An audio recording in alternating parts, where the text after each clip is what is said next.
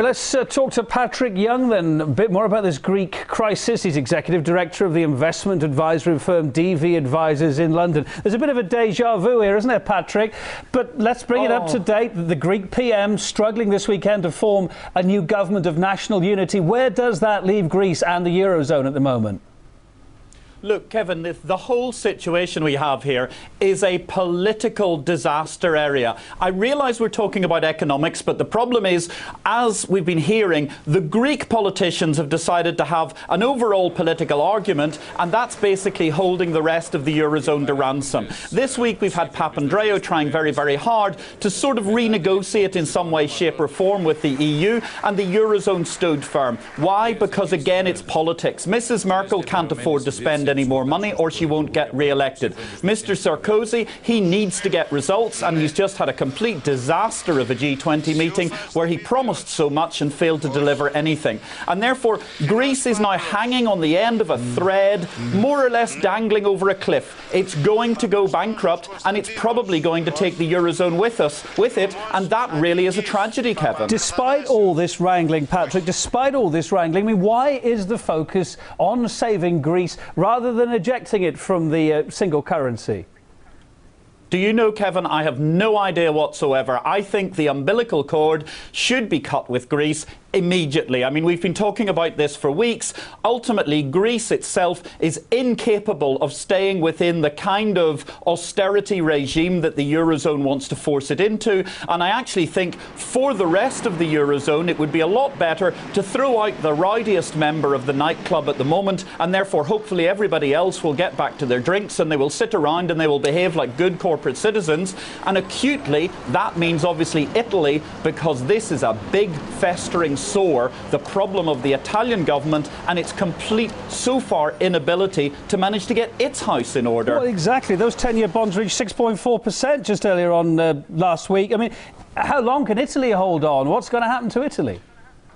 Well, I think the situation is that Italy looks to me as if it's going to end up going straight into the hands of the IMF. I mean, we've heard a lot of discussion that around the fringes of the G20 meeting yesterday in Cannes, there was discussion going on where basically the IMF was saying that they would be willing to lend money. But again, we have this terrible problem. They're called politicians. We don't have any leaders. We only have politicians who are trying to save their own jobs in an era of high unemployment. And therefore, we're not actually getting the sort of leadership that will push the world forward. Isn't it ironic that the small countries of Europe, places like, for example, Estonia, they've taken their medicine. They've been the people that actually injected austerity, changed their economies around, and they're now going to be the paragons of virtue in the European Union going forward, once we've actually managed to bankrupt all of the major economies, bailing out Greece, Italy, and perhaps even Spain and so forth. I bet you wish, Patrick, you could come on this programme and say something positive about the euro, but I'm going to ask you, what is your prognosis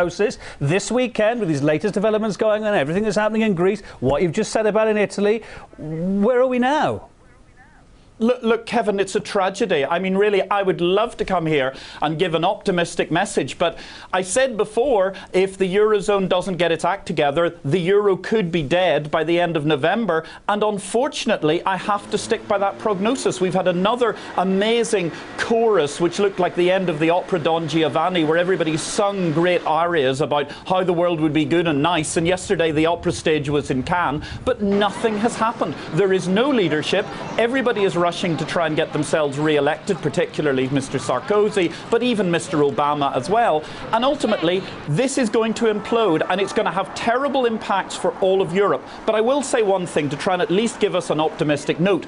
There will be deleveraging that will impact Eastern Europe all the way across to Russia. But ultimately, I'm still very bullish on those economies because I think they have incredible growth opportunities, and there is an ingenuity to the people. They got through communism. They're going to get through this banking crisis, and that's certainly, for me, still the place to invest. But unfortunately, anything west looks very, very sick indeed. Patrick Young, Executive Director of the investment advisory firm DV Advisors, thank you for being on the programme from London tonight. Thank you.